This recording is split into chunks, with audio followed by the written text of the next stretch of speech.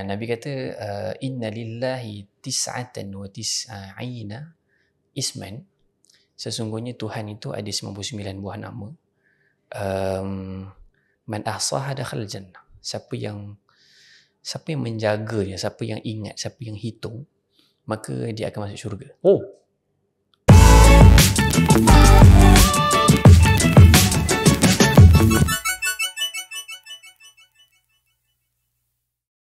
Assalamualaikum warahmatullahi wabarakatuh. Alhamdulillah hari ini saya nak bawa dekat korang seorang tetamu jemputan yang saya yakin semua crowd tentang kita ataupun penonton-penonton podcast mengopi dengan tentang kita ni dah familiar, dah selalu sangat suruh jemput. Banyak sangat dah komen, jemputlah dia ni, jemputlah dia ni, jemputlah lagi. Dan sekarang saya bawakan tetamu jemputan seorang CEO, seorang ustaz, penulis buku bestseller, iaitu Imran Zaki. Assalamualaikum Imran. Waalaikumsalam. Apa khabar? Alhamdulillah baik. Imran okey, sihat? Sihat. Aku dah lama tak duduk kat tempat ni. Dan mungkin dekat sini kau tak pernah record podcast lagi kan? Kat office baru, studio baru? Tak pernah lagi kan? Okey. Ada satulah soalan yang nak tanya dekat Imran.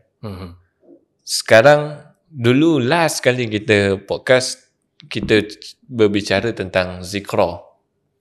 Okey, kita memperkenalkan Zikra. Sekarang macam mana Zikra yang dah ada lebih kurang 6 bulan, 7 bulan? Alhamdulillah, dia sebuah, sebenarnya tak pernah sangka lah akhirnya kita bangunkan Zikra. Saya pun balik Malaysia tahun lepas, rasa macam tiba-tiba je Faiz kata sekian jadi. Tapi melihatkan kepada perkembangan, kita tengok pada komuniti yang berkembang.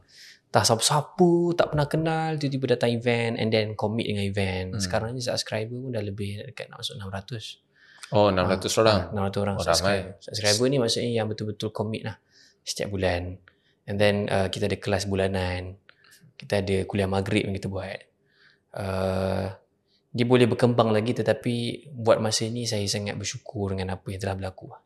Dan melihat pada perkembangan, khususnya kadang-kadang kita akan nampak macam mana komuniti ni dia membangun, soalan dia berkembang. Dulu soalan dia macam biasa-biasa, sekarang ni dia akan tanya apa layer perkataan ni, maksud dia apa. Sebab kita dah biasa buat macam tu, sampai dia macam soalan tu dah naik ke level lain. Dalam surah ni cakap macam ni, dalam surah ni cakap macam ni, dia orang cakap satu maksud ke apa? Bukan biasa. Soalan pun dah makin berkembang, engagement pun makin naik. Saya rasa ada satu perkara yang menarik dan saya happy lah dengan benda tu. Tapi memang kena ucap terima kasih kepada yang membangunkan, yang bersama-sama menolong dan yang menyokong. Tanpa yang menyokong, tanpa yang menonton, tanpa yang komit, kita akan sampai ke sini. Betul-betul. Okay, itu untuk Zikra Imran. Dengar cerita Imran akan lancarkan satu buku baru, ataupun mungkin dah lancarkan dah pun, iaitu buku Pulang Kali Ini Harus Lebih Dekat. Buku tentang Asmaul Husna.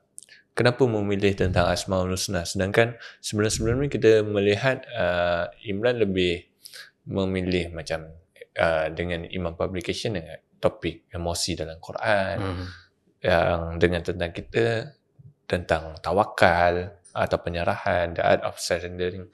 So kalau macam kali ni kenapa Asmaul Husna? Kalau kau perasan, aku memulakan penulisan ialah berkenaan dengan emosi. Basically emosi yang kita tulis ialah dia terkait dengan pergolakan yang berlaku dalam diri kita. Benda banyak marah, benda yang tersimpan, benda yang bergaduh, benda yang kuat menyanggah dan sebagainya kan. Benda tu bergolak dalam diri kita. Dia jadi gelora yang kadang-kadang non-stop. Yang kadang-kadang bila orang trigger something, kita terus jadi nak marah dan sebagainya kan.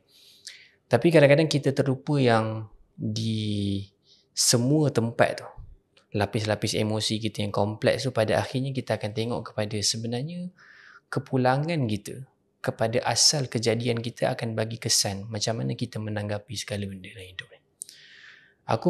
Permulaan aku betul-betul membaca berkenaan dengan Asmaul Husna ialah sekitar 2 tahun lepas, waktu dekat Morocco. Sebagai orang yang memang belajar dalam bidang akidah, teologi Islam, Asmaul Husna ialah memang bab yang masuk yang kita memang study untuk masuk exam, asma' wa sifat kan. Mana-mana Tuhan, sifat-sifat Allah SWT. Kemudian macam mana argument orang-orang barat ke ataupun orang filosofer ke semua, dia ada kat situ. Tetapi waktu belajar dulu aku lebih kepada keadaan yang kita belajar secara akademik. Maksudnya setiap satu nama maksudnya apa, satu nama maksudnya apa yang ada dalam Quran ni, apa yang ada tu. Maksudnya dia secara personal, waktu belajar tu tidak ada begitu ikatan yang strong. Sampailah di satu hari ketika mana aku berada dekat padang pasir, dekat kawasan Sahara, tidak jauh sangat dengan Algeria. Perjalanan tu dekat Morocco. Waktu tu lepas habis graduate, aku stay dekat Morocco lebih kurang dekat almost sebulan. Pergi dekat satu zawiyah, pergi masuk satu zawiyah, pergi satu zawiyah. Zawiyah ni ialah tempat retreat para mursyid ataupun para guru dengan anak-anak murid. Kadang-kadang dia orang akan duduk di situ zikir, kemudian dia orang borak, kemudian dia orang minum chai, kemudian dia orang zikir lagi. So waktu tu musim panas, aku bergerak dari satu zawiyah, kenal orang ni, lepas tu orang ni bawa pergi rumah orang ni. Aku pergi dalam keadaan tak rancang apa-apa. Aku pergi beli tiket, aku tak beli tiket balik. Oh, faham. Tak tahulah nak balik aku bila. Aku tak tahu nak balik bila, aku tak tahu lepas tu nak pergi mana. And then akhirnya aku pergilah ke Spain, berjalan lagi semua kan. Tapi waktu tu ialah waktu yang pergi sana dalam keadaan hari pertama sampai sana pun ialah orang yang jamu aku, orang yang bagi tempat tinggal aku ialah orang yang tak pernah kenal. Dia ialah 3 atau 4 lapis kawan. Okay, faham. Macam ada seorang kawan aku pernah pergi ke Morocco, aku minta dia punya contact number, and then dia kata cuba kau contact ni, and then orang yang dia bagi contact number tu tak ada dekat situ, dia tak ada dekat Fes, satu tempat tu. And then dia bagi contact number, tak ada juga, tak ada. So, kawan tu cuba untuk cari kawan lain, sampailah waktu dah sampai pukul lepas subuh tu, sampai dekat Madinah Qadimah, satu old town kat situ. And then dia jemput kita, duduk kat rumah dia, bagi sarapan semua. Tapi selepas daripada satu tempoh yang panjang stay kat situ, kawan-kawan daripada Turki, kawan Malaysia lah dari Turki datang. Dia kata jom kita pergi padang pasir. Sebab nak pergi padang pasir kalau boleh ada team lah. Sebab dia ambil satu van, kita order kita book satu van, macam ada campur-campur orang Mexico, orang-orang macam-macam. Perjalanan 2 hari masuk padang pasir. Nak masuk je? Maksudnya perjalanan nak ke sana tu. Sebab Sahara ni satu tempat padang pasir yang sangat-sangat panjang, sangat-sangat besar. Dia bercantum dengan negara-negara lain juga. Jadi macam so kita berada dekat hujung Morocco yang tak jauh daripada tu dah masuk Algeria lah. Dah dekat. So bila masuk ke padang pasir tu, tempat tu kontang, kosong, tak ada apa-apa. Dekat situ orang-orang Amazigh ni ialah satu orang daripada Afrika. Dia macam Badui. So dia orang buat bisnes lah. Bisnes dia orang ialah buka kemah, lepas tu cari orang-orang asing, nak ada pengalaman duduk kat situ, dia bagi duduk kat situ. So adalah kemah mewah, yang aku ni tak ada duit, pergilah kemah yang paling teruk sini. paling buruk lah. Paling buruk sekali lah. So sampai kat sana, aku kenal dengan seorang kawan namanya Lucas. And then waktu borak dengan dia satu malam tu, tengok dekat atas, tak ada buat apa, menungannya panjang, diam, tak fikir apa, macam mana aku nak buat apa lagi dengan hidup aku ni. Dan waktu tu adalah banyak masalah yang bergolak juga dalam hidup, tapi rasa macam tak tahu nak buat apa. So dekat situ borak dengan Lucas cakap pasal, dia kata I don't believe, aku tak percaya dengan any kind of God or people of God or dia. Dan kami borak pasal dia terlalu pesimis dengan hidup ni sampai dia rasa macam hidup ni terlalu kosong. Dan bila borak-borak akhirnya rupanya dia keluarga padri. So dia ada abusive. And then dia menyanggah Tuhan dengan sangat-sangat strong. And then waktu tu aku just dengar, aku macam tak ada nak balas ke. Itu bukan posisi aku nak kena argue, nak berargument dekat situ kan. Banyak dengar, lepas tu aku balas sikit, lepas tu dengar, balas sikit. Tapi waktu tu aku macam terfikir satu benda. Ada orang yang menolak Tuhan ataupun ada orang yang berada dekat dalam satu lembah emosi yang sangat tidak stabil dan akhirnya dia hilang harapan. Ialah kerana pada akhirnya dia tidak tahu nak cari siapa. Dia tak tahu yang Tuhan tu macam mana. Dia ada banyak sangka-sangka daripada Tuhan. Kenapa Tuhan tak bagi aku ni? Kenapa Tuhan bagi ke orang lain macam ni? Kenapa Tuhan tak adil? So kita letak satu sangkaan, and then di bawah sangkaan tu kita letak bongkah sampai dia strong, sampai akhirnya kita akan nampak hidup ni terlalu buruk seburuk-buruknya. So dekat situ aku macam mula mengenangkan macam selama ni memang belajar apa tentang nama Tuhan. Tapi kadang-kadang kita tak masuk dalam layer emosi tu, kita tak masuk dalam ruangan yang macam ada connection yang deep dengan Allah SWT. So percubaan untuk menulis buku ni lah kerana untuk kita kembali mengenal, untuk kembali pulang. Kadang-kadang pulanglah balik pada Allah. Tapi kadang-kadang kita tidak dikenalkan dengan siapa Allah. Kita kadang daripada kita kecil kita tahulah Allah cipta semua, Allah berikan kebaikan. Tapi kadang-kadang kita tak faham. Kita tak faham macam mana kasih sayang Allah tu berfungsi, macam mana kasih sayang Allah tu tersimbah kepada kita. Kita perlu untuk duduk semula dan kita melihat bagaimana Al-Quran dan hadis bercerita tentang nama-nama Allah yang menjadi jambatan untuk akhirnya kita kenal, oh inilah Tuhan aku. Inilah tempat pulang aku. Inilah yang sepatutnya aku balik. Dan akhirnya kita akan nampak kepulangan kita mengenal nama Tuhan akan buatkan semua yang bergelora makin tenang. Sebab bila aku fikir balik, macam mana seorang kawan, geng kawan yang macam bila dia ada pesimis dengan Tuhan, dia buatkan jadi sikap dia lain dengan ada orang yang kita mungkin pesimis dengan hidup lah. Kita rasa macam hidup aku tak, tapi kita tak pesimis dengan Tuhan tau. Takdir dan Tuhan tidak. Tak, kita mungkin pesimis dengan kita macam kita ada learned helplessness, maksudnya putus asa yang kita rasa macam kita ulang-ulang rasa macam tak apalah, tak jadi dah kot. Kita jenis senang putus asa, tapi kita jenis orang yang bila fikir balik kita tak putus asa dengan Tuhan tau. Macam ya Allah tolonglah, aku tak tahu nak buat apa dah. Kita ada sangka baik tau. So aku macam terfikir kat mana kita boleh ada rasa ketenangan tu. Sebab kita tahu untuk pulang kat mana. Betul. Dan kita kenal bahagian kecil daripada nama-nama Tuhan. Betul. Hanya bahagian kecil. Tak kenal semua lagi. Tapi kalau kita kenal semua macam mana? Faham. So itu permulaan lah kenapa aku akhirnya memilih kena belajar balik. Kena renung balik. Untuk bagi orang lebih tahu dan lebih faham sebenarnya di sebalik 99 nama Tuhan. Okay, soalan ni mungkin sedikit basic lah. Betul ke nama Tuhan tu memang ada 99 je atau lebih? Soalan menarik lah. Nabi kata inna lillahi tis'atan wa tis'aina isman. Sesungguhnya Tuhan itu ada 99 buah nama. Man ahsaha dakhal jannah. Siapa yang menjaganya, siapa yang ingat, siapa yang hitung, maka dia akan masuk syurga. Dia macam waktu saya nampak hadis tu macam what? Lepas tu saya tengoklah penjelasan pada hadis tu.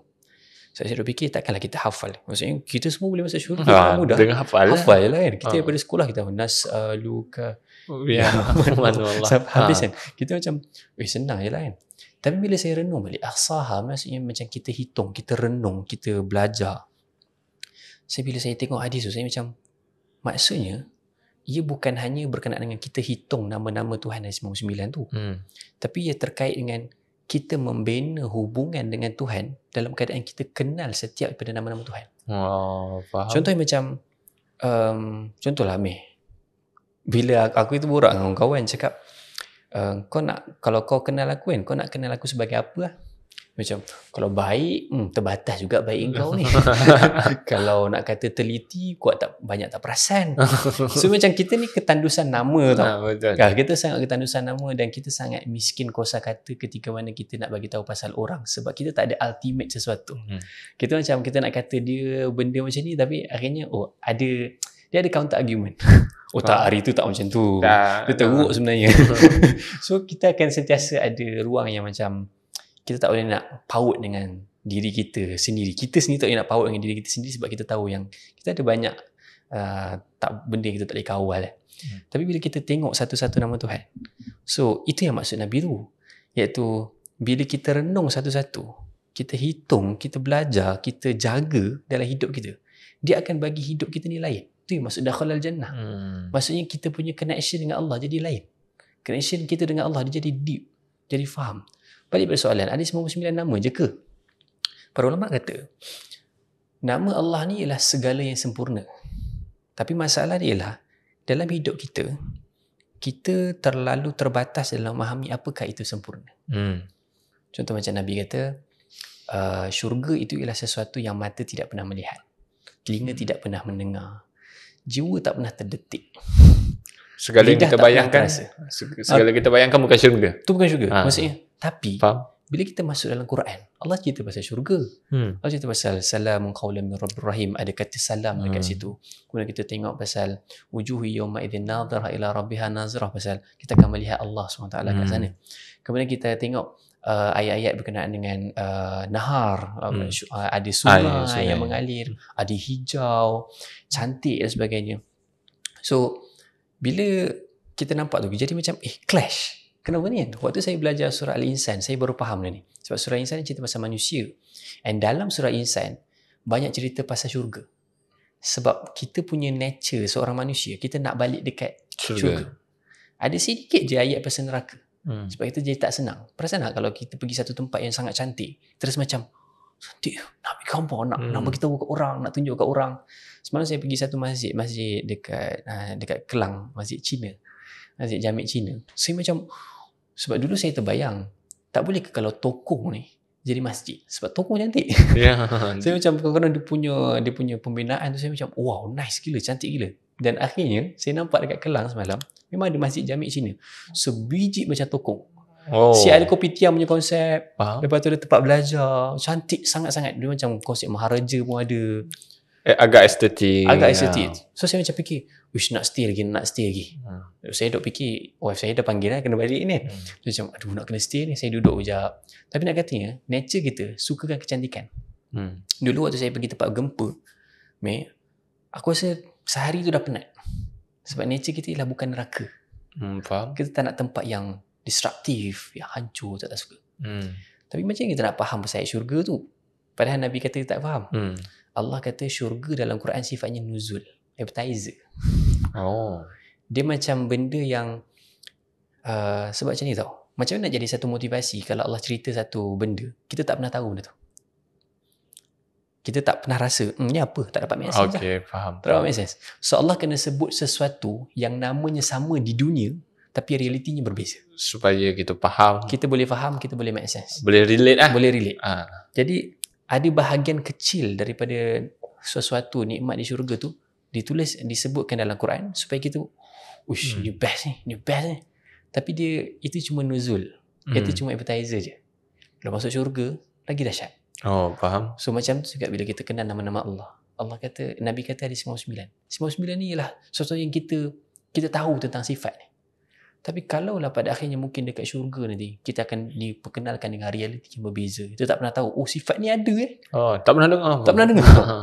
So mungkin ada. Faham. So cukuplah. Nabi kata cukup dengan 99 ni. Dia akan bawa kita ke syurga. Kita berkenal dengan realiti yang berbeza. Lepas tu dekat sana nanti barulah kita akan tahu sebenarnya ada. Banyak lagi. Tapi cukup lah 99 ni. Okey, ada satu persoalan yang main dalam minda aku kan, bila berbual pasal nama-nama Allah ni. Sebab aku mewakili juga kawan-kawan kita yang mungkin tak ada basic agama, ataupun ada yang belajar agama, mungkin orang dah tahu kan. Jadi aku ada satu soalan, macam mana Asmaul Husna ni ditentukan 99 nama? Adakah dalam hadis? Adakah dalam Quran disebutkan kesemuanya? Dalam ulama kumpul? Dia dekat mana sebenarnya? Ada hadis yang memang terus lafaz 99 ke? Baru ni saya tulis satu konten pasal Asy-Syafi. Asy-Syafi ni saya cerita sikit lah. Asy-Syafi ni maksud dia ialah Tuhan yang maha menyembuh kan? Tuhan yang maha menyembuh. So saya kata ini ialah salah satu nama-nama Allah. Saya ulas dekat dalam satu posting tu, saya kata Syafa ni perkataan asal dia ialah maksudnya jurang. Dalam ayat yang lain Allah kata syafa hufratin minan nar, jurang neraka. Syafa ni jurang, hujung sesuatu yang macam hujung masuk benda lain tu. Tu. Saya macam terfikir, kenapa sembuh sama dengan jurang? Perkataan bahasa Arab kita kena faham, dia ialah satu perkataan yang sifatnya ada banyak layer. Ada banyak lapis.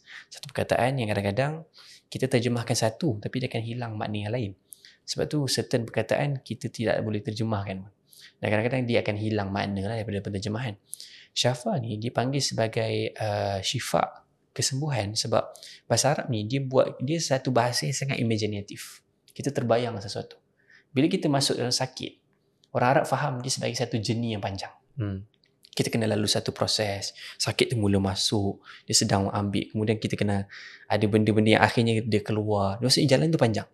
Sama ada dia sakit fizikal ataupun sakit yang bersifat luka.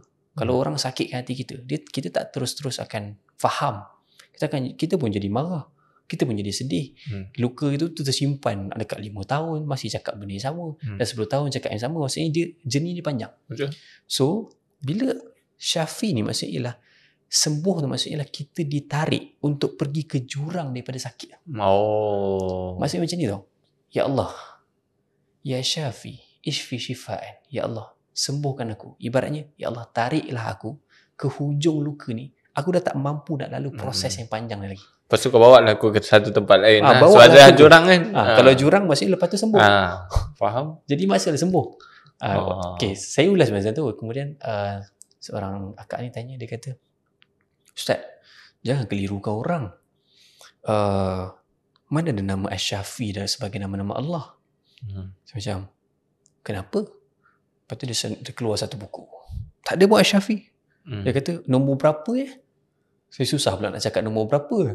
Sebab dia guna buku apa, saya tak tahu lah kan. So, jadi macam, dia tak ada kat situ. Saya kata, Puan boleh berbahasa Inggeris? Boleh. Cuba cari buku buku pasal Asma'ul Husna tulisan Jinan Yusof. Ada tak? Lepas tu kalau boleh bahasa Arab, saya boleh senaraikan lagi. So basically macam ni lah Amir. Nama-nama Allah, bila Nabi kata ada 99.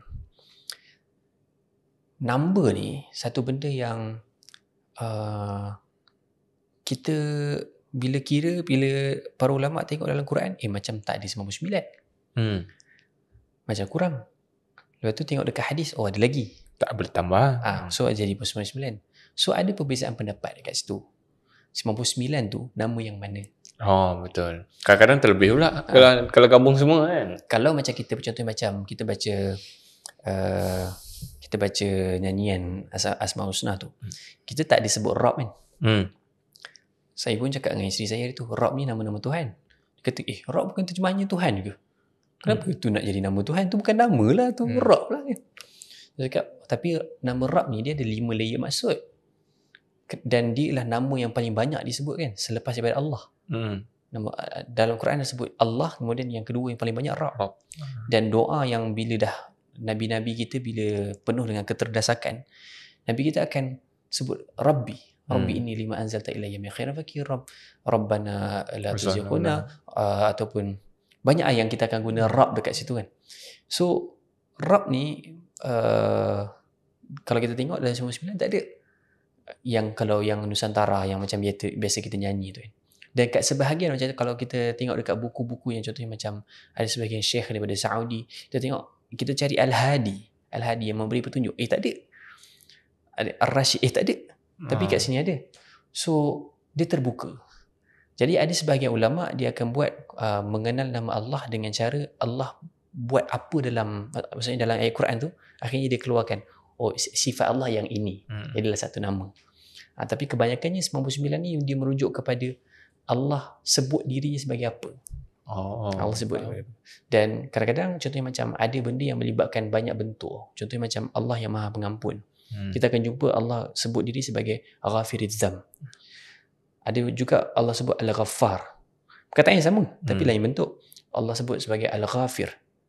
Al-Ghafiriz Dzam, Al-Ghaffar, kemudian Al-Ghafur. Ghafurur Rahim. So ada 3 bentuk. So sebagai ulama akan letak jadi satu bentuk.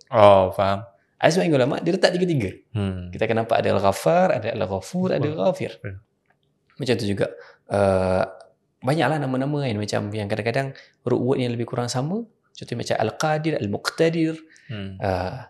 Jadi dia jadi 2. Tapi kalau kita ikut maksud dia lebih kurang. Dekat-dekat. Tapi ada ulama yang dia akan melihat bahawa setiap daripada pattern perkataan dia membentuk kualiti yang berbeza walaupun maksud dia sama. So kita kena fokus kat situ. Sebab tu kadang-kadang 99 tu dia berbeza. Tapi dia open untuk discussion lah. Dia bukan dalam agama ni, dia bukan isu tak cukup 99 tak boleh masuk syurga. Tak, dia bukan macam tu.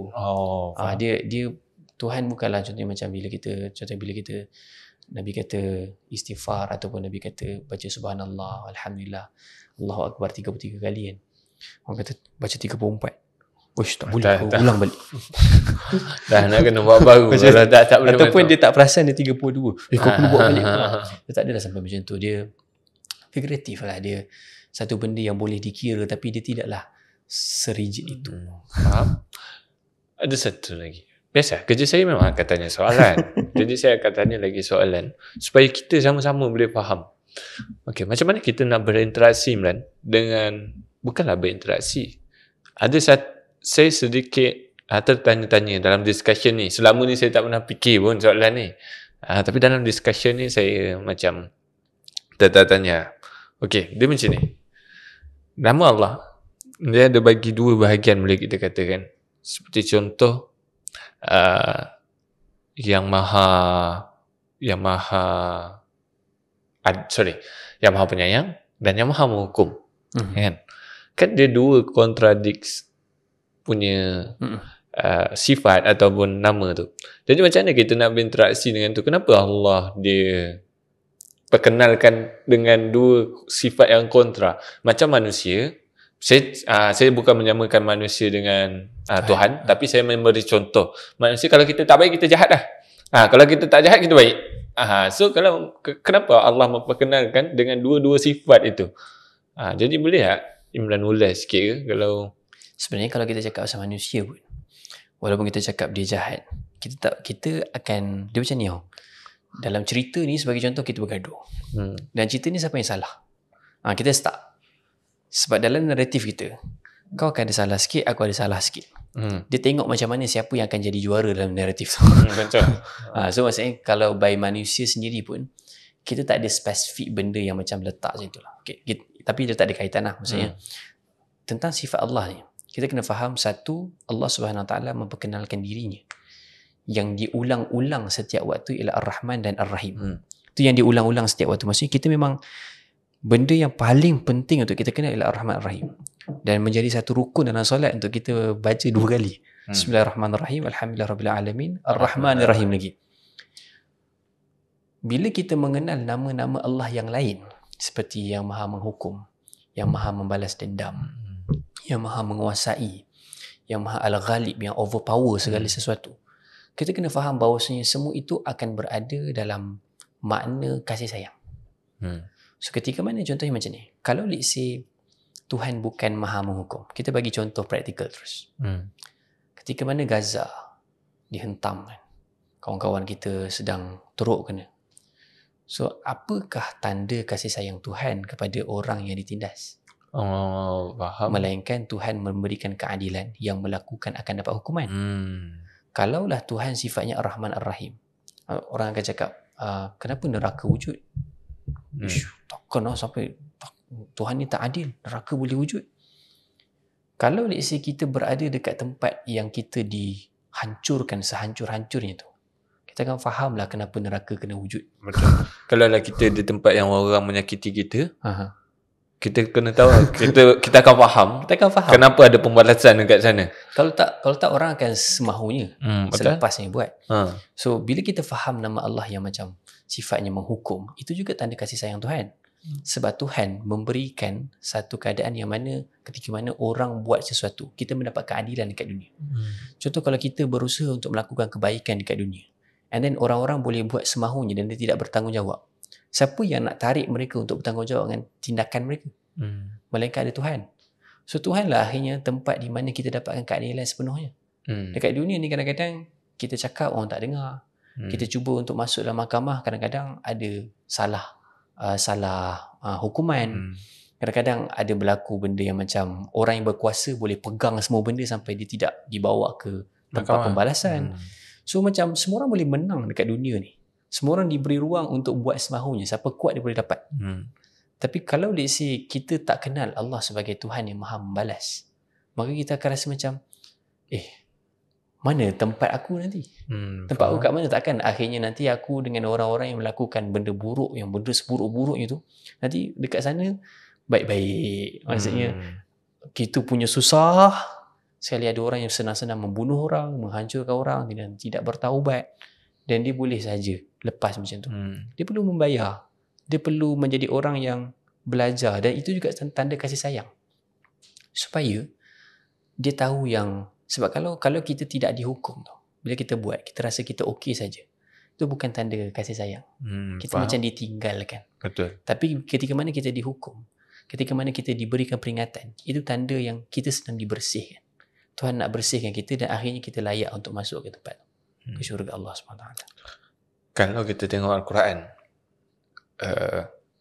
kita akan dapat lihat banyak nama-nama Allah yang digandingkan. Ar-Rahman, Ar-Rahim, Ya Hayyu, Ya Qayyum. Lepas tu ada lagi beberapa lah yang memang kita kerap je baca, tapi kita tak pernah tahu kenapa. Jadi saya nak tanya, kenapa nama-nama Allah tu digandingkan? Allah letak dalam Quran, nama ini digandingkan dengan ini, nama ini digandingkan ini best. Bila kita cakap pasal, bila Allah cakap tentang sesuatu kan, kita kadang-kadang kita ada satu cara fikir yang sangat ekstrim. Bila kita nampak sesuatu, kita akan hilang sesuatu kadang-kadang. Contohnya macam bila kita dalam dunia ni, kita kadang-kadang kita tersamakan interaksi kita dengan Allah dengan interaksi dengan manusia, tanpa kita sedar. Contoh macam ni, bila kita borak dengan kawan-kawan kita yang mungkin tersilap langkah dalam hidup, kadang-kadang benda sama dia akan cakap, kau tak payahlah ajak aku buat baik ke apa ke, tak ada tempat dah untuk aku, dah teruk sangat dia ni. Dia ada putus asa tu tau. Dia ada rasa macam dia tak deserve apa-apa, ataupun dia dah rasa bersalah tapi dia rasa macam dah halang ni. Dia ada benda tu. Itu berlaku kerana kita melihat Tuhan macam kita melihat manusia. Bila kita buat salah dekat manusia berkali-kali, kita pun faham-faham lah. Kalau let's say ada orang dah buat salah dengan kita berkali-kali, ataupun kita buat salah dengan orang berkali-kali, kita pun patut faham-faham lah. Pergilah bawa diri dah, tak payah jumpa lah orang tu, orang menyampah.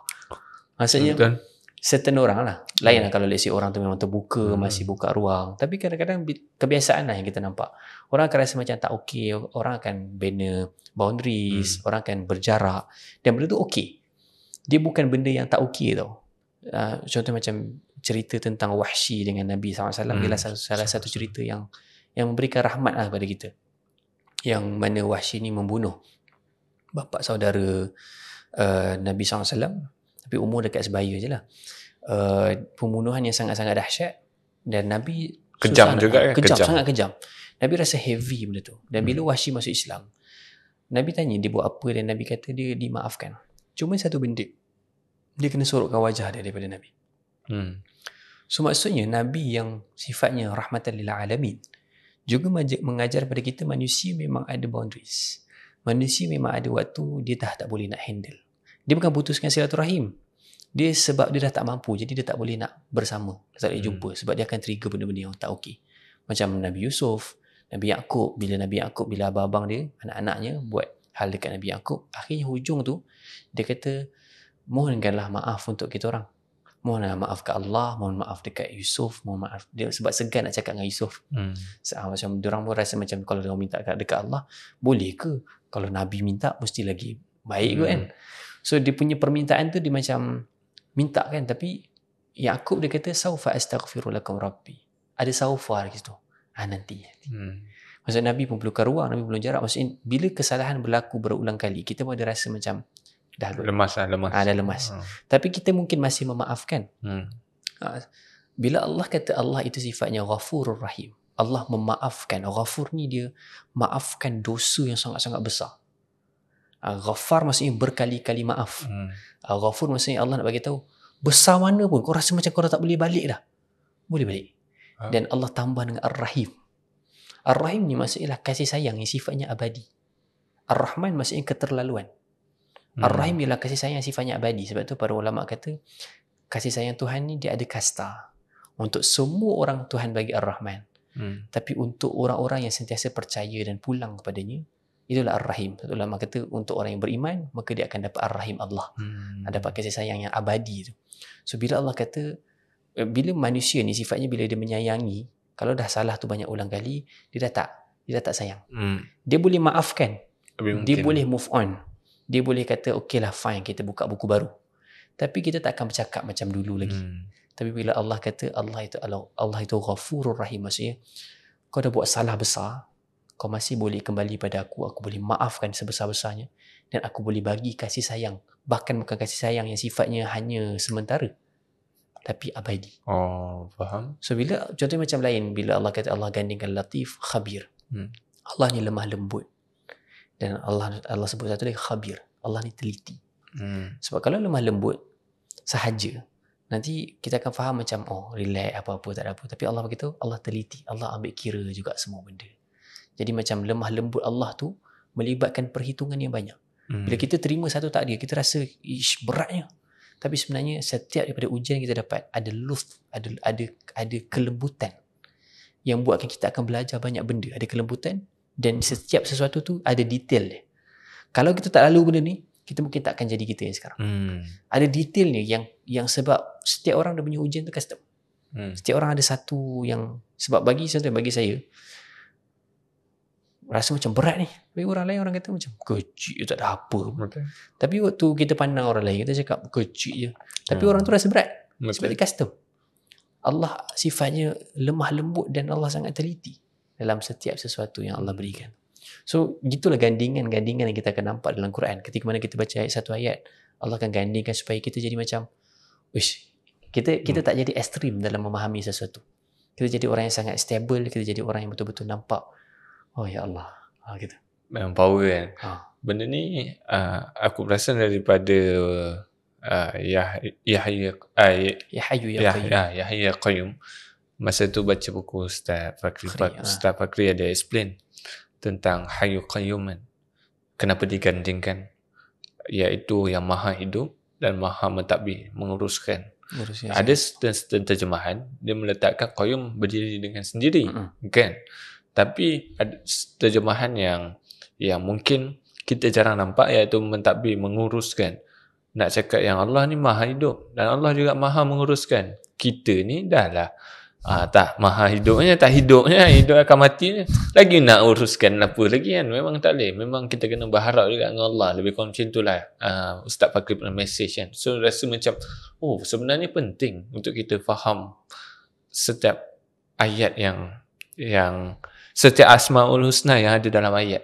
Perasan tak Imran? Kadang-kadang mungkin dululah masa kita sekolah ataupun kita belajar ke awal-awal dulu, ataupun mungkin saya seorang yang bila kita jumpa dengan Asmaul Husna ni adalah maksud yang paling kurang kita nak hafal. Contoh Bismillahirrahmanirrahim. Kita akan macam dengan nama Allah, kita nak hafal yang dengan nama Allah tu Pemurah, penyayang. Okey, maksudnya kita memandang enteng dekat situ. Sedangkan ada satu mesej yang besar yang Tuhan nak bagi tahu dekat dalam Asmaul Husna dia kan. So kalau sikit saya bawa hari ke awal perbincangan tadi, Imran ada bagi tahu yang ada certain orientalis ataupun orang-orang yang atheist, dia macam ada argument dengan Asmaul Husna. Boleh bagi contoh? Okay. Bila kita tak payah pergi orientalis sangat lah, kita pergi kepada layman punya sikit. Layman ni maksudnya? Maksudnya orang-orang biasa punya cara fikir. Okay. Satu benda ni waktu aku tulis buku ni, setiap kali aku nak menulis, setiap kali aku duduk aku menulis, ataupun setiap kali aku tulis kat handphone ke ataupun dekat buku nota ke, aku ada satu doa yang aku minta ke Tuhan.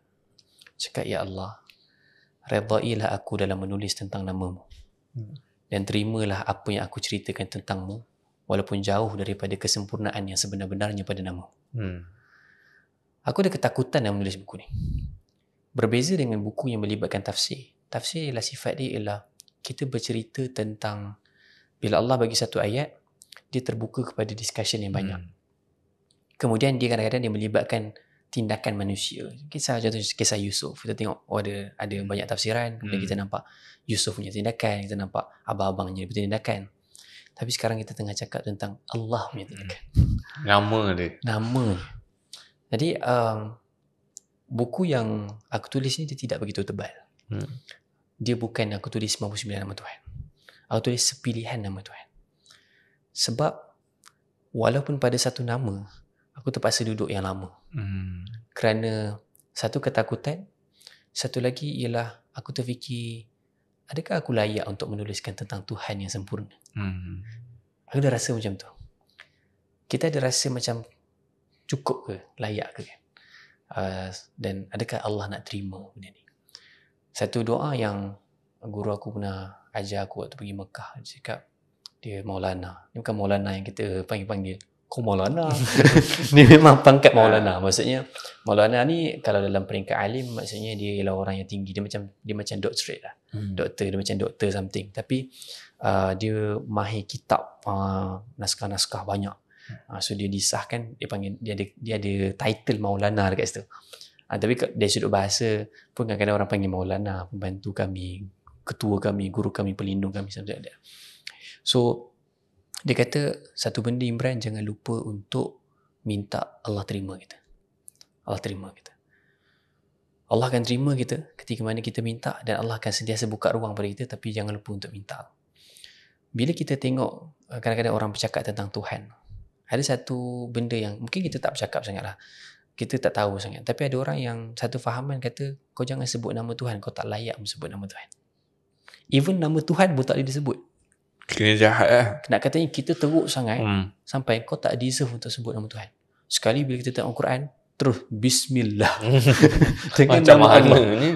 Maksudnya terus kau boleh belajar, kau terus sebut nama Allah. Lepas tu kau kenal lagi dengan nama-nama Allah yang lain, Ar-Rahman, Ar-Rahim. Maksudnya kita jadi orang yang macam sangat ada akses dengan Allah. Tak ada pengantaraan. Macam kalau kita tengok Quraisy, kafir Quraisy, diorang bukan orang yang tak percaya Tuhan. Diorang kalau bersumpah, dia cakap wallah, Allah. Bukan tak percaya Tuhan. Tapi dia syirik kan? Dia syirik. Dia syirik ialah pengantaraan. Dia rasa macam, siapa kau nak cakap direct dengan Tuhan? Tuhan bukannya dengar kau, Tuhan sibuk. Oh, faham. Tuhan sibuk, Tuhan tak ada masa untuk kau. Tapi bila kita nampak Allah kata dalam ayat kursi, lepas tu dalam doa Nabi, Ya Hayyu Ya Qayyum birahmatika astaghith. Allahu la ilaha illa huwal hayyul qayyum. Tuhan tu hidup dan menghidupkan.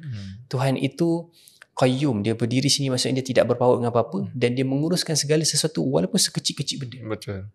Bila kita duduk macam ni kan, tengah duduk, dekat sini setiap partikular benda macam daripada kayu dia, daripada lapis-lapis tu, kalau Tuhan tarik sikit, jadi semua hancur.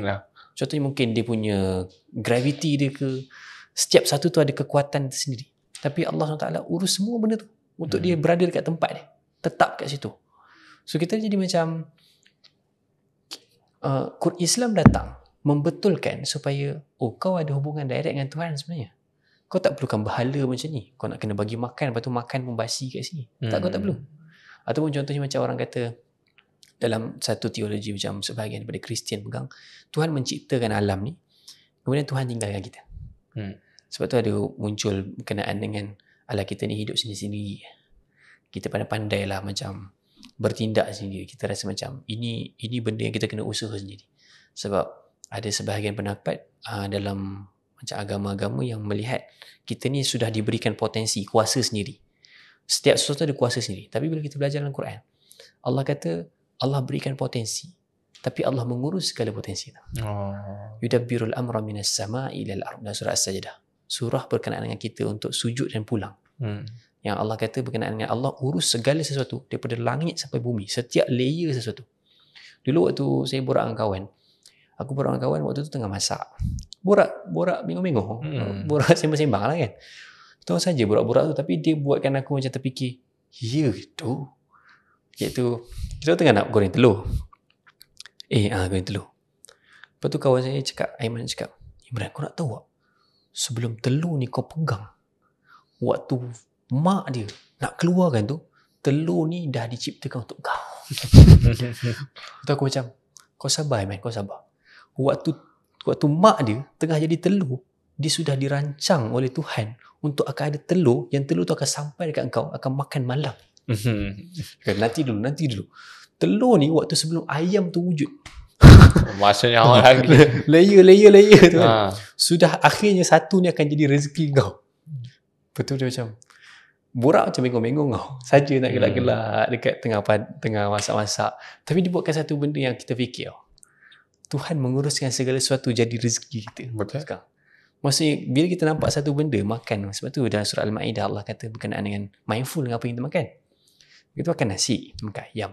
makan ikan dan makan sayur sebagai contoh. Kita bayar RM10, RM15 kita bayar kat nasi kandar kan. Kuah tu dapat daripada mana? Rempah dari mana? Ada datang daripada Pakistan, ada datang daripada India, lalu macam-macam, melibatkan kerja orang, melibatkan orang tu cari nafkah. Nampak ada emosi yang banyak dekat situ. Singgah. Ayam, dia melibatkan satu struggle orang kata aku nak kena buat ayam supaya aku boleh cari makan. Aku kena jual ayam, aku kena jaga dia. Ikan, semua ni perjalanan jauh. Ada daripada negara lain, ada daripada struggle orang lain, tapi akhirnya dia duduk kat satu pinggan kita dan bergabung. Kita cuma bayar RM15 dan kita telah dapat sekumpulan emosi yang kita tak boleh nak sentuh, cerita yang tak tahu apa benda daripada negara macam-macam, satu pinggan. Allah kata mindful dengan apa yang kita makan, sebab benda tu besar. Jadi macam kalau kita teliti balik, kita akan nampak. Jadi macam bila macam contoh macam metal muzik kan, muzik metal kan, salah satu filosofi dia ialah di balik tu nihilism. Nihilism ni maksudnya rasa kosong, hidup kau tak ada makna pun. Betul kita nampak kalau dalam konsert metal kadang-kadang orang boleh berak kat situ, orang boleh kencing kat situ sebab ni tak ada makna dalam hidup kita. Tu yang counter argument tu muncul muzik-muzik macam Westlife dan sebagainya kan, slow music kan. Tapi nak katanya satu cara faham berkenaan dengan ketuhanan tentang kehidupan, dia akan bagi kesan macam mana kita punya karakter kat dunia ni, macam mana kita layan hidup ni, macam mana kita pandang sesuatu. Walaupun sesimpel-simpel kita nampak semua ni sebab rezeki kita jadi terima kasih. Kita jadi orang yang tenang, kita jadi orang yang macam kita tak nampak pertemuan sebagai pertemuan yang random. Kita macam kita terjumpa waktu tu, sekali kita jadi rapat, kita tak nampak ni sebagai random. Tuhan izinkan untuk akhirnya kita bertemu. Jadi macam satu benda besar. Kita akan nampak semua benda dalam hidup kita dalam keadaan sebab kita belajar tentang nama Allah. Kita belajar berkenaan, contohnya macam bila kita kenal seseorang ataupun kita rasa macam kita dah tak tahu cerita pasal seseorang. Contohnya macam kita suka sangat kat dia, lepas tu bergaduh, sekarang dia dah block kita contohnya. So kita pun tak tahu pasal dia. Kita nak juga tahu. Tapi Allah kata sifat Allah salah satunya Al-Hafiz. Allah menjaga. Dan Ar-Rahman Ar-Rahim, Allah kasih sayang. Rahman ni datang perkataan Rahama, Rahim. Rahim ibu ni sifatnya apa? Rahim ibu ni sayang, sifatnya melindungi. So macam bayi yang duduk dalam rahim ibu, dia bukan tahu pun duduk mana. Betul? Ingat dulu ke zaman tu? Tak, itu saya ingat. Tapi kita hidup, mak kita pula dia tak kenal pun kita lagi. Dia belum kenal, dia belum tahu pun muka dia nanti jadi apa, sayang macam mana. Sebab kadang-kadang kita sayang sebab kita nampak pun muka dia. Kasih sayang ibu, dia tak nampak pun siapa, dia sudah tahu tu anak dia je. Betul. Tapi dia sayang betul-betul dan dia lindung sungguh-sungguh. Itulah sifat rahim. Maksudnya kasih sayang Allah tu sifatnya dia melindungi walaupun hambanya tak peduli kat dia. So bila Allah kadang-kadang tarik kita daripada satu kelompok, tak tahu pasal cerita tu, adalah Allah nak lindung. So nampak kita punya cara melihat takdir, cara kita melihat dunia, cara kita melihat emosi kita, cara melihat bergolak, dia akan lebih stable, dia akan lebih tenang ketika mana kita tahu bahawasanya setiap sesuatu tu ada maknanya dan Allah SWT dengan sifatnya sempurna sedang mengaturkan sesuatu. Dia tak tinggalkan kita. Faham? Okay, saya tertarik dengan dia tak tinggalkan kita tu. Okay, aku ada satu soalan lain. Kalau lah hari ni ada orang yang dia rasa macam dia ditinggalkan, nama apa yang paling sesuai untuk dia refleksi balik, untuk dia tenangkan diri dia, dan apa penjelasan daripada kau? Okay, aku ada satu doa ni Nabi ajar. Nabi kata, aku tak ingat hadisnya, tapi apa pun yang kita minta ketika mana kita membacakan doa ini, maka dia akan memudahkan semuanya. Dia mengalirkan semuanya. Itu doa tu ialah Allahumma inni as'aluka bi anni ashhadu annaka antallah la ilaha illa anta al-ahad as-samad alladhi lam yalid wa lam yulad wa lam yakul lahu kufuwan ahad. Uish, sedapnya ya Allah. Doa tu antara doa yang sebelum aku baca doa lain, aku akan baca doa tu dulu. Okey, ada dua nama Allah kat sini sebutkan Al-Ahad As-Samad. Tuhan yang sifatnya satu-satunya. As-Samad ialah Tuhan di mana tiada sesuatu pun yang tidak berpaut padanya dan dia tidak memerlukan apa-apa. Kita ni kita akan sentiasa hidup dalam keadaan kita perlukan sesuatu.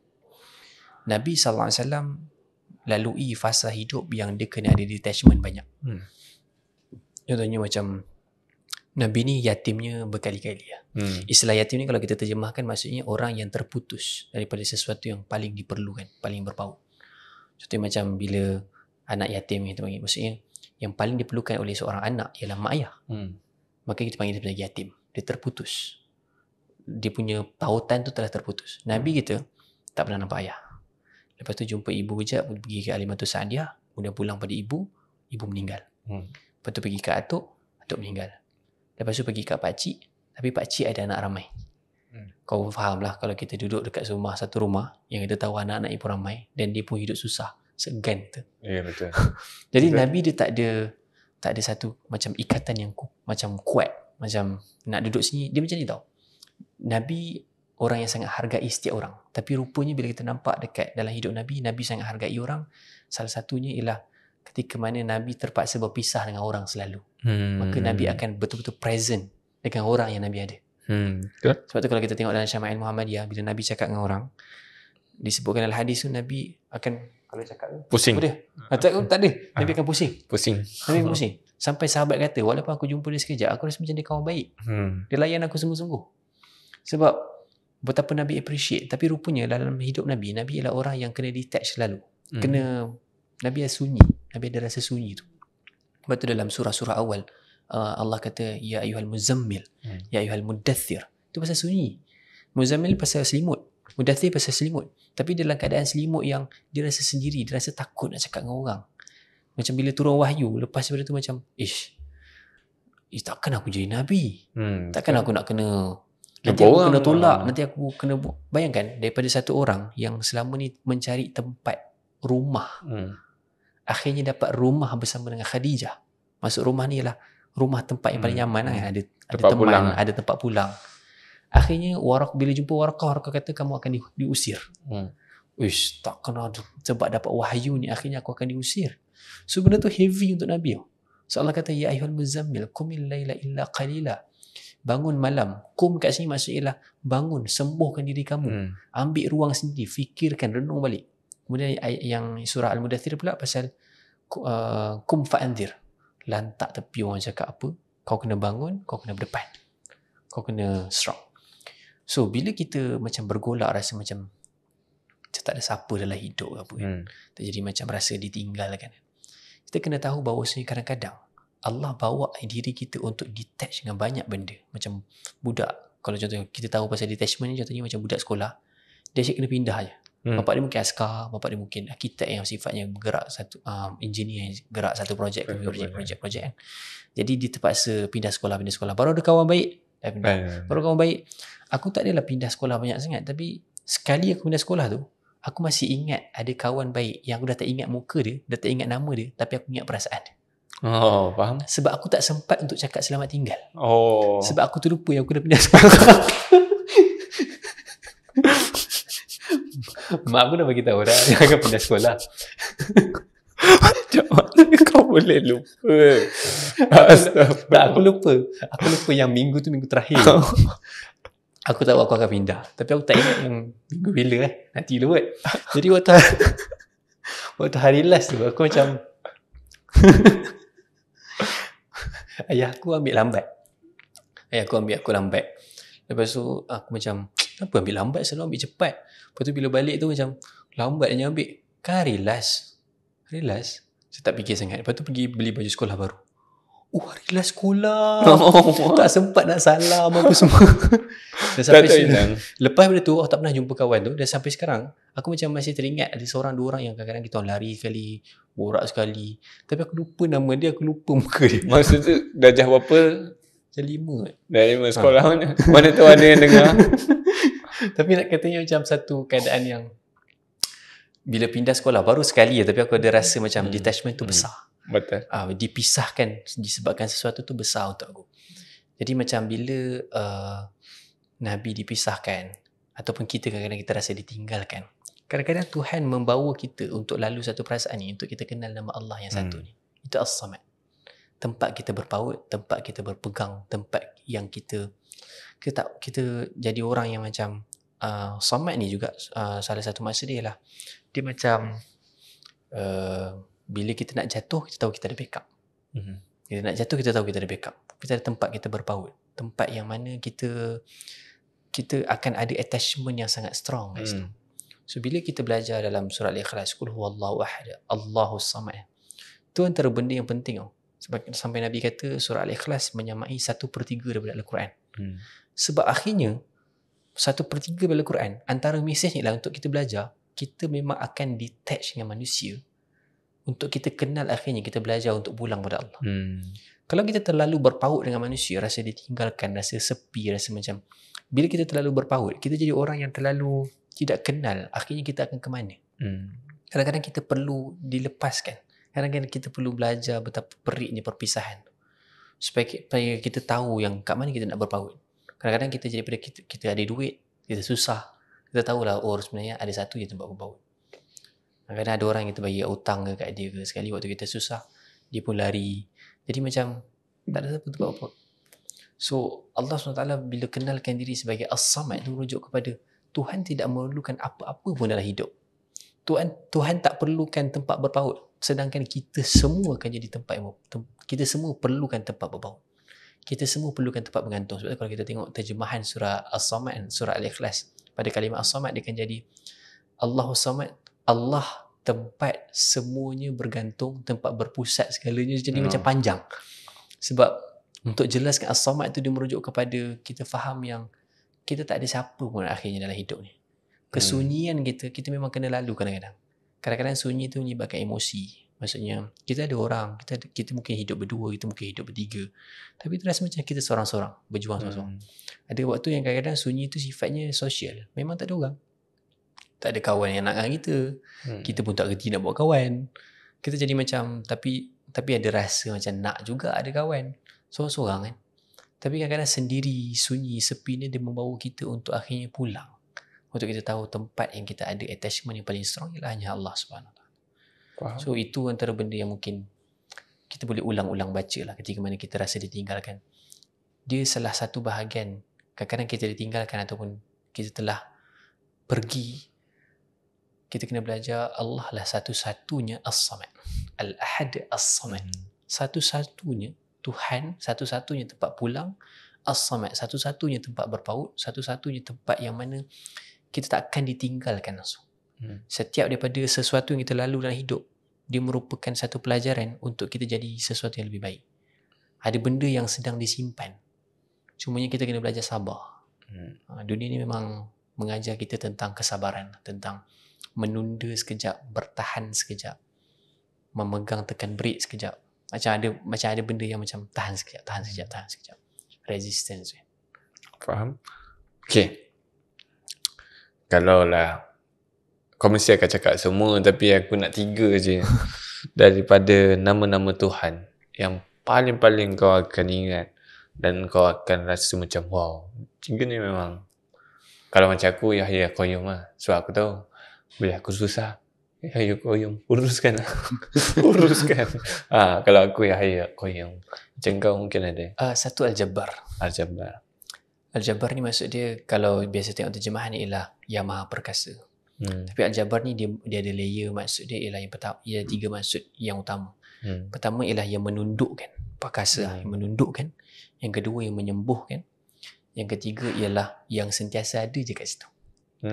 So Tuhan sentiasa menundukkan, menyembuhkan dan sentiasa ada kat situ. Itu maksud Al-Jabbar. Kita pun minta dekat Allah Ta'ala waktu dalam duduk antara sujud, Rabbi ighfirli warhamni wajburni.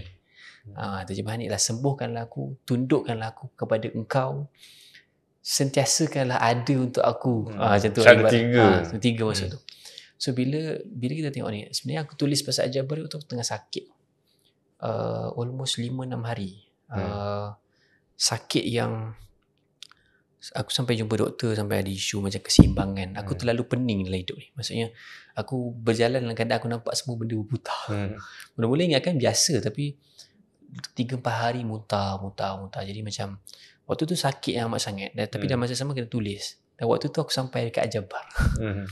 So bila sampai kat Al-Jabbar, aku macam satu benda aku tak boleh nak make sense waktu tu ialah kenapa maksud menundukkan kemudian menyembuhkan. Sampai aku sakit baru faham. Faham? Bila kita sakit, ego kita ditundukkan. Kita semua rasa macam kita tak perlukan orang. Ataupun kita rasa macam biar aku settlekan semua benda. So macam bila aku berkahwin, antara benda yang aku selalu nak ialah aku nak selalu jadi the first untuk isteri aku. Kalau contohnya macam dekat dapur, biar aku settlekan ni. Biar aku settlekan ni. Biar aku buat. Tapi waktu aku sakit, akhirnya aku tak boleh buat apa-apa. Aku terpaksa berpaut dengan dia kena masakkan ni, kena buatkan ni. Sebab teruk sangat sakit tu. Akhirnya aku jadi macam, aku walaupun rasa macam nak buat segala sesuatu, pada akhirnya aku ditundukkan oleh Tuhan untuk kau terbataslah banyak benda. Ketika mana kita ditunduk dan kita akur, akhirnya Allah sembuhkan kita. Al-Jabbar. Dan Allah sentiasa ada dalam setiap proses. Satu. Yang kedua, Al-Ghaffar. Walaupun orang hanya faham pasal mengampun, dan kita pun kadang buat dosa banyak mana, kita alah Tuhan yang mengampunkan, Tuhan mengampunkan. Tapi ada layer maksud dalam mengampunkan yang buatkan aku rasa macam, oh ya Allah. Al-Ghaffar ni maksudnya ialah Tuhan yang menutup. Allahumma astur awrati, ya Allah tutuplah aib kan. Tuhan yang maha menutup segala silap tu. Dan satu lagi yang kedua ialah Tuhan yang melindungi. Bila kita buat salah kita kadang-kadang dia datang dalam bentuk kita akan carry consequences dia yang banyak. Kita buat satu salah, tapi lepas daripada tu banyak benda akan disruptif yang akan berlaku. Rosak ni, macam-macam benda. Kita bukan hanya nampak satu salah, kita akan nampak kita deal dengan orang macam ni, kita deal dengan orang yang macam, kita rasa macam kalau aku tak buat satu tu, aku dah selamat daripada 10 jadi masalah. Kadang-kadang satu salah kita akan carry kita kepada banyak lagi keburukan, 10, 1000 keburukan.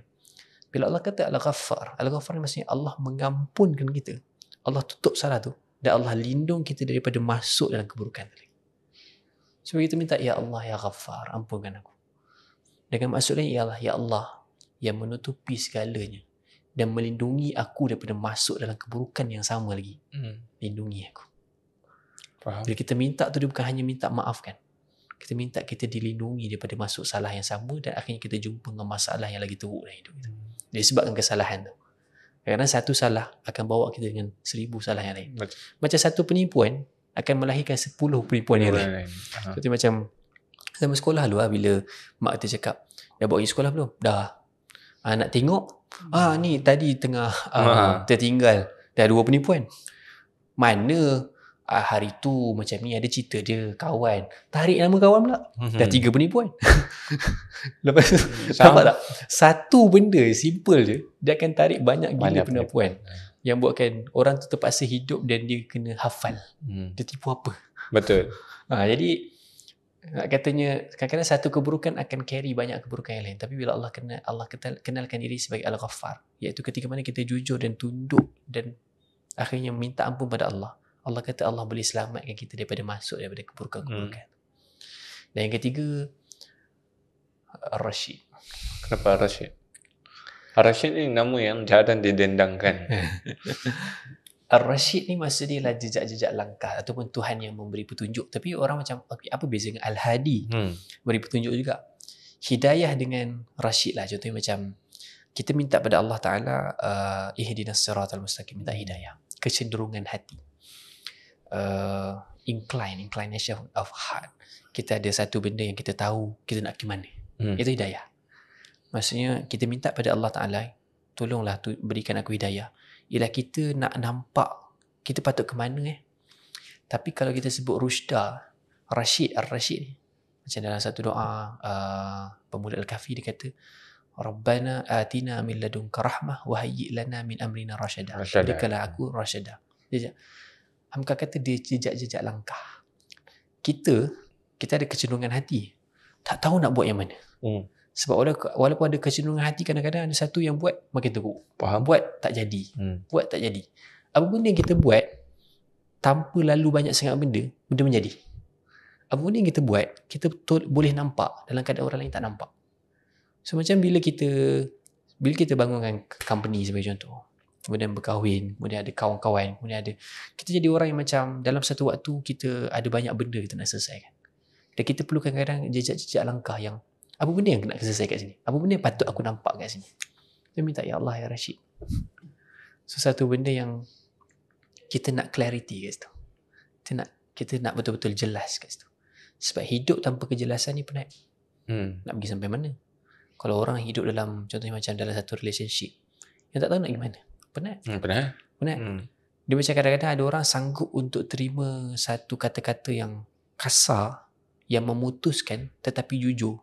Kadang-kadang ada orang sanggup untuk terima tu, berbanding kata-kata manis tapi tak pasti nak ke mana. Bertahan. Bas ni kat mana? Bertahan. Tapi macam tak tahu sebenarnya kita ke mana. Betul. Pergi mana? Soal Rashid tu ialah tentang kita belajar nak dakan kepastian. Nak tahu jejak langkah. Nak apa dalam hidup ni. So, start ni bila kita dah satu waktu umur kita rasa macam dah cuba ni tak dapat, jumpa ni tak dapat. Aku nak buat apa dengan hidup? Rashid penting. So satu keadaan nama yang personally sepanjang tulis ni ada banyak lah, tapi 3 ni yang aku rasa memang personally aku sangat terkesan, dan mudah-mudahan buku ni diterima, dan aku lebih nak sambung sampai habis lah. Faham. Kau boleh aku nak sambung sampai semua 9 nama Tuhan, tapi disebabkan ia satu jalan yang sukar untuk aku. Walaupun kadang-kadang bila baca buku tu nampak macam simple je, tapi untuk menyangkut berkenaan dengan rasa disiplin, rasa jujur dengan Tuhan, supaya cakap sesuatu yang betul, dia memerlukan proses yang panjang. Walaupun pada satu nama kadang-kadang perlu ambil masa berhari-hari, banyak kitab, 10-20 kitab untuk aku betul-betul confirm inilah maknanya. Tanya ni kadang-kadang contact lecturer aku, dia tanya macam betul ke ni sebenarnya apa yang saya faham? Kata betul lah.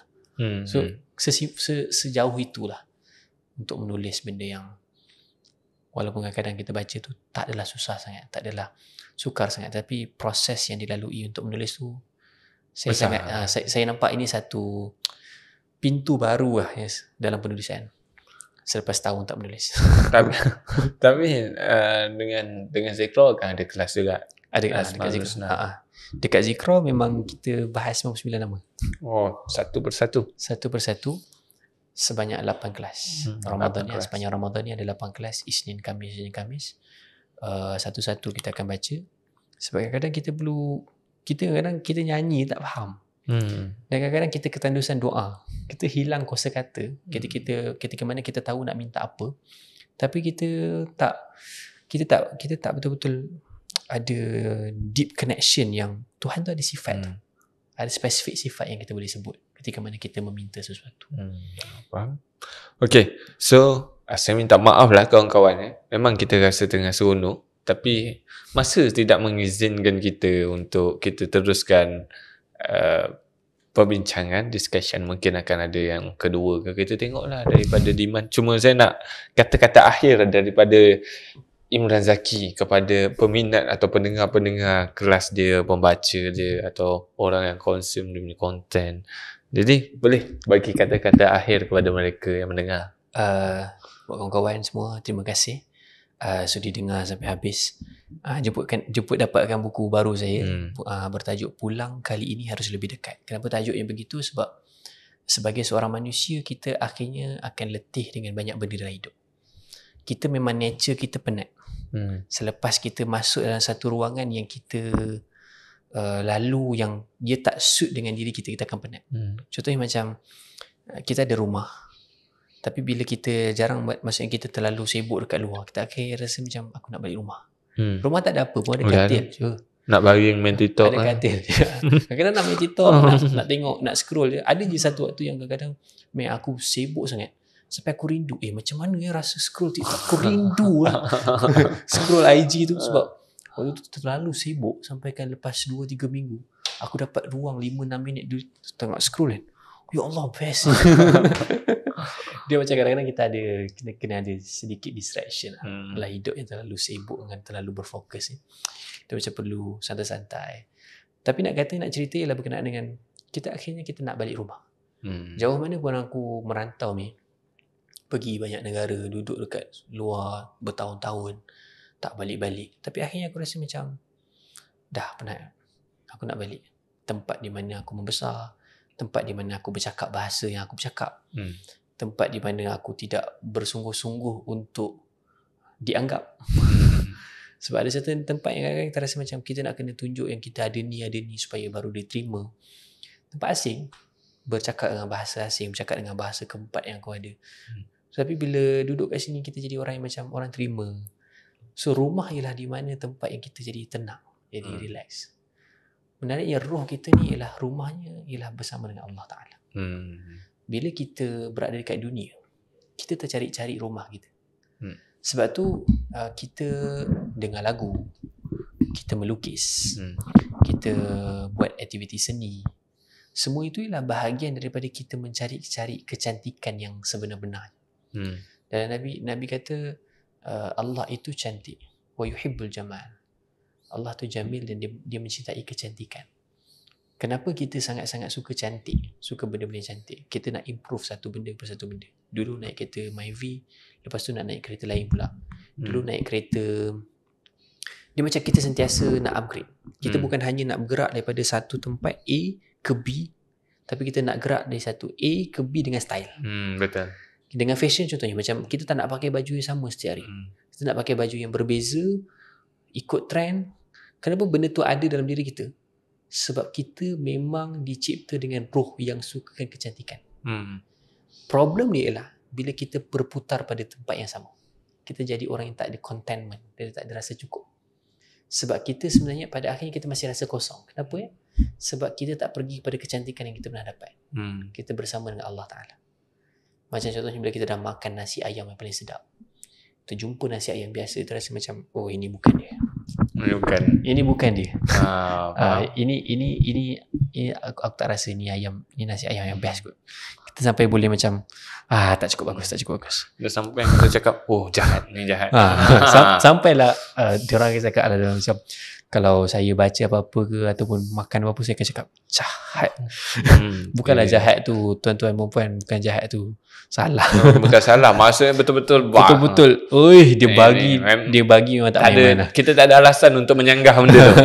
Nak cakap tak sedap ke apa. Tak boleh nak cakap. Biasa saya akan cakap jahat lah. So kalau kita dah biasa, roh kita ialah bersama dengan Allah, kita akan rasa kosong bila kita tak pulang dengan Allah. Betul. Kita akan tercari-cari. Kita buat apa-apa, kalau kita dengar lagu sedap macam mana pun, ada satu waktu kita rasa macam bosan dengan lagu. Nak muntah lah, tutup boleh tak? Kan? Kita ada rasa macam tu. Kita pernah incline benda tu sebab kita masih cari kecantikan. Kecantikan tu sebab tu. Ada satu orang dia kata matematik yang kita ada, sains yang kita ada untuk kekalkan, untuk make sure kita hidup. Untuk make sure kita boleh survive. Tapi yang buatkan kita hidup ialah estetik, kecantikan tu. Benda yang puisi kita. Kadang-kadang kita tak nak hanya bercakap ke orang direct. Kita nak cakap dengan bahasa puisi. Macam dalam satu puisi Arab dia kata, ainaka har, matamu seperti peperangan. Wala ubali, dan aku tidak pernah peduli. An-laqitu. Aku tidak pernah peduli untuk mati di dalam peperangan. Mati dalam mata tu. Faham. So macam kita tidak hanya mahu cakap yang kita terlalu mencintai seseorang sampai biarlah aku masuk mendap dalam perasaan tu, tapi kita nak cakap dalam bahasa yang sedap. Sebab itu memang nature kita. Kita nak dengar. Kita nakkan puisi, kita nakkan lagu, kita nakkan aroma, wangi. Semua nak. Tapi pada akhirnya kita akan rasa kosong ketika mana kita tak pulang kepada ultimate beauty tu. Yang secantik-cantik yang kita jumpa segala-galanya sebenarnya adalah Allah. Sebab tu pada akhirnya kita akan still rasa kosong kalau kita tak balik. Betul. Kalau kita tak pulang. So kita akhirnya memang kena pulang. Dan setiap kali kepulangan kita, lepas kita sebut pulang kali ini kalau boleh dekat sikit. Faham. Nanti mungkin kita terjatuh lagi, tapi pulang lagi, dekat lagi. Dan cara untuk dekat lagi, kadang-kadang kita perlu sedikit tamparan. Perlu sedikit kefahaman. Perlu sedikit deep sikit understanding tu, supaya kadang-kadang kita nampak lapis yang kita tak pernah nampak. Jadi sebab tu buku ni hasratnya besar walaupun usahanya kecil. Iaitu untuk kita mengenal Allah dengan lebih dalam. Mudah-mudahan setiap ketika mana kita akhirnya belajar untuk pulang, dekat sikit lagi. Dekat sikit lagi. Betul. Bagi bila sikitlah saya nak ulas sikit daripada apa yang Imran sampaikan. Saya adalah penggemar muzik, penggemar aroma, penggemar pakaian. Semua yang kecantikan ini adalah memang saya sangat suka. Saya suka fashion, saya suka muzik, saya suka aroma dan sebagainya. Dan sampai satu masa saya rasa macam bila kita pergi konsert kan, aku dah tengok banyak gila artis-artis perform depan mata aku lah. Sampai satu waktu yang aku rasa macam dah sampai sini je lah urusan kita ni dengan nak pergi konsert, nak kena beratur, nak kena ni. Aku macam cukup aku dah sampai waktu dia. And the end kita akan rasa kosong. Jadi berbalik kepada apa yang Imran sampaikan tadi adalah benda tu betul lah. Kecantikan yang ada dalam dunia ni adalah kecantikan sangat sementara yang dibuat-buat, yang dinampakkan cantik. Kita nak start dalam tu. Ya. Once kalau kita start itu, kita rasa kosong. Ya, kita akan rasa kosong. So itulah yang aku rasa bila pergi ke entertainment. Ya, kadang-kadang adalah kalau kita dah lama sangat tak pergi, kita nak pergi tengok sekejap, boleh. Tapi kalau nak macam dulu, tidak maksudnya 3 bulan sekali nak kena tengok. So macam ada je orang ni perform, kita pergi. Ada je orang ni kalau basking kita tengok, gempak gitar dia tak pandai main pun. Drum ni sedap ni. Tapi in the end rasa kosong. Dan lebih memilih untuk memasang Spotify di TV, lalu mendengar, kita buatlah kerja kita santai-santai, dan lagu pun lagu yang santai-santai. Jadi itulah sedikit tentang buku Imran. Kita dapat lihat tadi Imran membahaskan 3 Asmaul Husna yang yang bagi saya dah cukup dalam lah, tapi mungkin dalam buku ada yang lebih dalam, dan dalam kelas nanti pun akan ada perbahasan yang sangat dalam lagi. Dan kita akan dapat lihat sebenar-benarnya apa yang Tuhan nak kita faham di sebalik nama-nama dia. Itulah tujuan asal untuk kita belajar Asmaul Husna, supaya kita faham seperti mana yang Tuhan nak. Dan insya-Allah dengan adanya buku, dengan joinnya kelas Zikro, insya-Allah kita bukan bagi tahu ini janji sebab dia berkaitan dengan kefahaman orang lain. Tapi kita boleh katakan kalaulah ada map untuk kita nak capai kefahaman tu, insya-Allah inilah jalan dia yang kita boleh guna. Salah satu jalan. Banyak lagi jalan dekat luar lain. Banyak lagi ustaz-ustaz yang boleh bercakap, yang boleh menulis tentang Asmaul Husna supaya kita boleh faham. Tapi hasil daripada podcast ni korang boleh nilai, dan korang boleh cuba untuk try jalan yang tentang kita dan Zikro ni buat untuk kita memahami Asmaul Husna. Okay, so terima kasih Imran. Sama-sama. Sampai di sini saja kita punya perjalanan podcast kita. InsyaAllah nanti kita akan upload lagi podcast yang baru. Tapi korang kena komen, like dan share. Jangan lupa subscribe. Saya teringin nak pegang button play yang mana mana silver tu. Jadi terima kasih banyak Meh. Terima kasih juga Imran. Sebenarnya saya kena ucap kat dia terima kasih sebab dia daripada pagi busy, tapi petang datang juga. Dia kata minggu lepas tak jadi, minggu ni baru jadi. Okay, so terima kasih semua. Bye bye. Assalamualaikum.